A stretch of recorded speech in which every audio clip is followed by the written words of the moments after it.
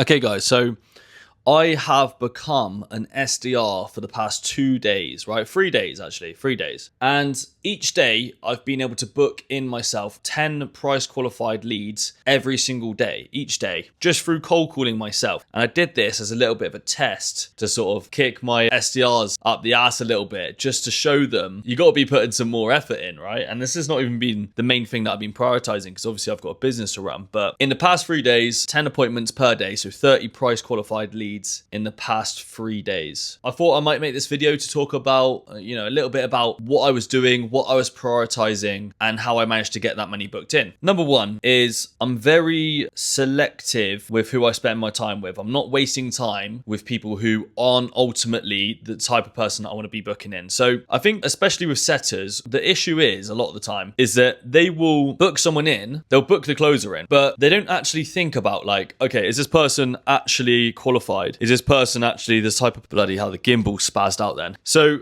are they actually the type of person who is ultimately going to buy what we're trying to sell, right? And I think a lot of setters sort of don't think about that when they're booking the person in. So it's just like, what's the ideal customer profile? And as a founder, write out the ideal customer profile, as in like actual demographics, actual, age, do they have a sales team, all that sort of stuff. Make sure that's all written down. What's the revenue? How many employees? Do they have a sales team? Do they have a sales manager? All these things are actually more important than you think. Make sure that when you're calling people, or if you have an SDR team, make sure that they understand who the type of person is that's going to buy at the end, right? And then just eliminate that in the marketing at the start. That's a big issue that I see. And to overcome that, I was literally just qualifying people on the phone. To book them in, I was qualifying them. So it was like, okay, well, we don't usually take people with less than 5 employees, but we do make an exception for companies that want to grow. Are you looking to grow right now? Stuff like that. And it's like, it changes the frame from, I don't really want to book you in unless like you sort of match these. Just happened again. Oh my God. So are these the types of people that are actually going to buy what I'm trying to sell? Just filter that out from the start. Number two is I was more bothered about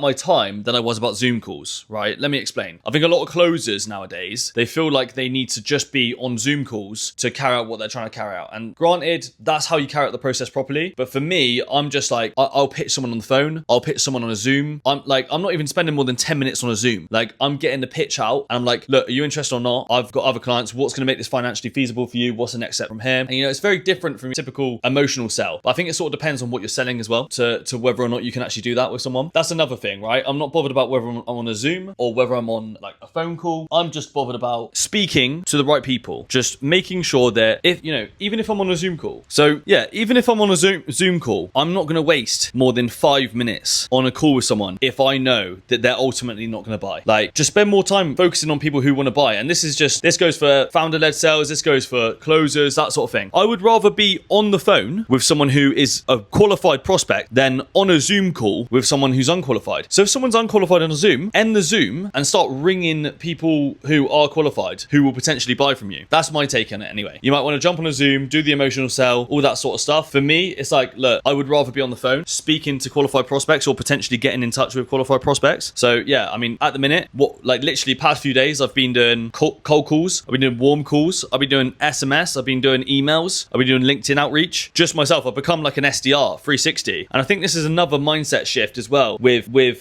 closers. And this is sort of the way that I think about it. It's like, look, I'm not relying on my appointments to feed me. Yeah. A lot of closers, I feel like they just rely on the appointments from the setters. And this goes back to what I just said, but it's sort of a little bit different, right? It's more of a mindset thing. It's like a lot of closers just rely on the appointments that are set for them. They just have availability in the calendar and they take up the availability and they expect to, make loads of money if they're just taking availability, when in sales, it's wrong. In sales, you need to make tons and tons and tons of touch points to close deals. Especially in different markets as well, and higher ticket, lower ticket, you need to make tons of touch points. Touch points is my middle name. Calling, SMSing, emailing, LinkedIn, all these different ways of getting in touch. You need to be doing different touch points, getting them on socials. And that's another thing as well. Don't rely on one touch point. Have all the different types of touch points so that if you can't get hold of them on the phone, try ringing them on WhatsApp. They might answer on WhatsApp. If they don't answer on WhatsApp, text them on their mobile or text them on WhatsApp as well, and then message them on LinkedIn. Send them an email. You can get so many different touch points in there. And oftentimes I find myself sending them a LinkedIn, then I manage to find their phone number, give them a call, book them in straight away, and then close them. But otherwise, if I didn't do that and I didn't get on the phone with them, most likely I wouldn't have closed them, because all sorts of things can happen. It's just a few small things there, and it's